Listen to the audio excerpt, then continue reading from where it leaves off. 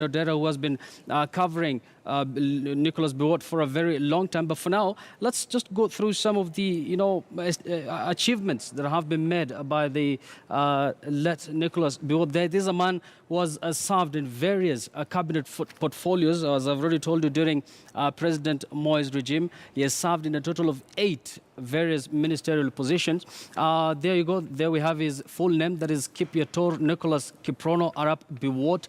Into bracket, that is his nickname. He was known as a Total Man. Lilian is going to tell us more about that title shortly. And he was born in Chebior village, that is in KU district, and it was in the then Rift Valley province, and he was born in the year 1940.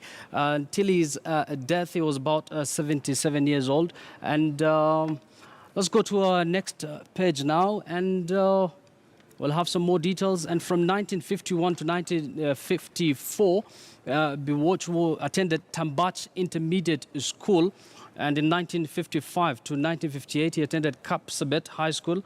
And it's in 1964 that he graduated with a Bachelor of Commerce. That is as far as his education is concerned. And still on that, in 1968, he attained a Master's in Economics from the University of Melbourne, that is in Australia. And that is after, of course, after that he came back to the country and served in both President Kenyatta's government as well as that of President Moi. Biwott, of course, he was a member of parliament for 28 years, and he joined parliament in 1979. He lost his seat in the year 2007 to Jackson Kiptanui Arap Kamai of the then ODM party. That is during the wave of the ODM party in the year 2007. And that is as far as his political career is concerned. And let me just get back to Lilian once again. Lilian, and you've already told me that he had that tag, the Total Man. What else do you remember from that tag? Honorable Biwott was a man full of wit, as much as he was a revered personality. This term, I think, was coined sometime around about 1995. The story goes that there was a summit. There was a government delegation that had gone to New Zealand, to Auckland, to attend the Commonwealth Heads of States Summit. Yes. And of course, Honorable Biwott, of course, alongside others like Gigi Karaoke, also the late, were among those that were in Auckland. Yeah. And the story goes, of course, we still do not know until today that the Honorable Biwott had allegedly made sexual advances at one of the ladies who attended, one of the lady attendants at the hotel.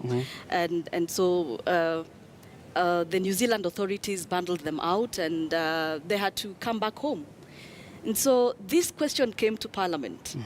And Honorable Biwott was confronted on the floor of the House. Yes. And asked, so in his own defense, he said, you have to be a total man.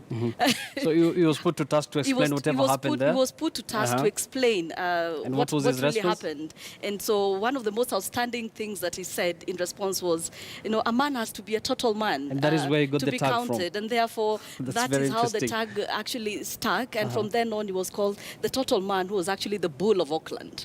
So that is how that tag came about. So you realize he was a guy who was full of wit, in as much as he was shrewd in a sense. And also I got that sense sometime when I was with him, a government delegation that was attending the World Tourism Market in Hanover in Germany. And Honorable Biwott, who was then the Minister for Trade, Tourism and Industry, was leading Those are 3 key ministries in one. 3 key ministries in one. That tells us how important he was during Moi's government. Exactly. He was leading a government delegation. And so he was this guy that not many people really even came close to. You feared, even when we were, covering that government delegation at that meeting, we feared actually approaching him. You approached with a lot of caution. So this particular incident, the government delegation had organized a press conference, of course, to sell the investment agenda and the tourism agenda to the outside world. And the traditional African way, the delegation got to the hall late, almost 45 minutes late. Yes. And so here we are, a battery of Kenyan journalists running after this man. And when we get to that hall, there was not a single foreign journalist there. They had all gone. The strict nature of foreign press, people are sticklers for time. Yes. And so the Kenyan delegation was late. We only met one person along the corridor who told us, sorry, you are late. And so the journalists left. So we are running around, the Kenyan media thinking, oh my, this is the total man. And how can they humiliate the total man? And he took it with a lot of, ease and reorganized, and as much as everybody else around him, including the other ministers, Kina, who was this then? There was Okemo, Yes. and I remember Bonayo Godan at some point. Well, then, of course, everybody else was very uncomfortable around the whole subject, that a whole a scheduled press conference aimed at selling the Kenyan agenda. And the foreign media was nowhere to be seen. Lost, but the foreign media was nowhere to be seen. But he took it very kindly. So then he was a guy, as much as people looked at him with a lot of awe. He was, I think, a person, and deeply, I think, very caring also, and very sensitive about other people. Lillian, I'm trying to understand why fear is associated with it. Let Biwott. Was it because of his stern nature, no-nonsense kind of a minister? Very likely so. And remember also, because of the way his mysterious nature. And that's why he's also been, directly implicated in a lot of chilling political incidences of history in this country, like I said, specifically the Ouko murder inquiry. Yes. And Honorable Biwott always stood his ground and said no. And anybody who dared, he also cared about his personality. He made a lot of money, by suing people, including the media, for what defaming he called him or what? defaming him, character assassination. So as much as he was always implicated in this dubious, fishy activities and political events in Kenya's history, he remained above board, stayed very firm, and instead challenged anybody to face him. And nobody there did. And Lillian, speaking about money, as much as he was very successful in government, he was also very shrewd, kind of a businessman. Can you perhaps tell us some of the companies that he was involved in? And exactly. Honorable Biwott, like I said, is a man of deep pockets. Yeah.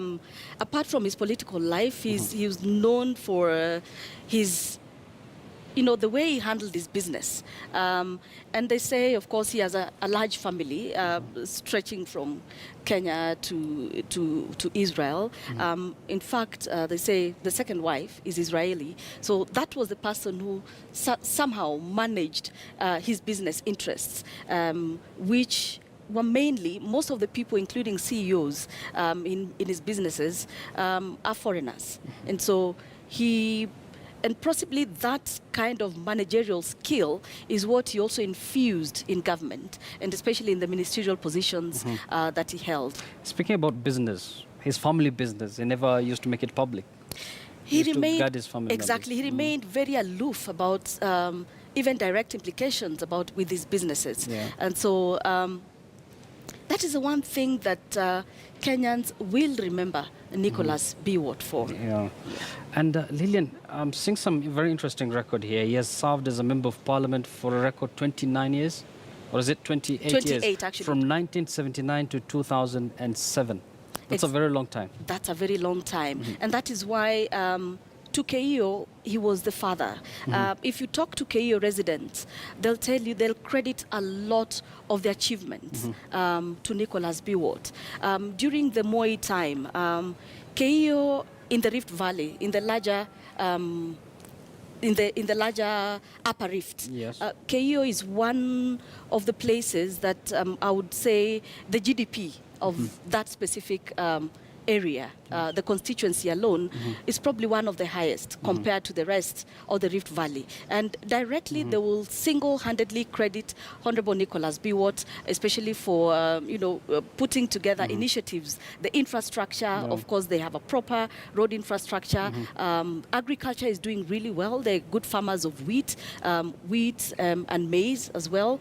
And directly, the people in that constituency credit Honorable Nicholas Biwott for the economic successes of that region. So as much as he has his dark side, he has also his bright side. Exactly. Lillian, stay with me here. Of course, Lillian is going to give me some more insight into the life and times of the late Nicholas Biwott. Our reporter Patrick Amimu is on standby at the Lee Funeral Home. Elvis Kosgei is at the late Biwott's home in Eldoret. Of course, all this to make sure that you don't miss anything as far as this shocking story is concerned. That is about the death of Nicholas Biwott, a man who had served in both President Kenyatta and Moi's government as well as Kibaki's government. He had served in a record 8 ministerial positions. For now, let's cross over to the Lee Funeral Home where the body of the late Biwott was moved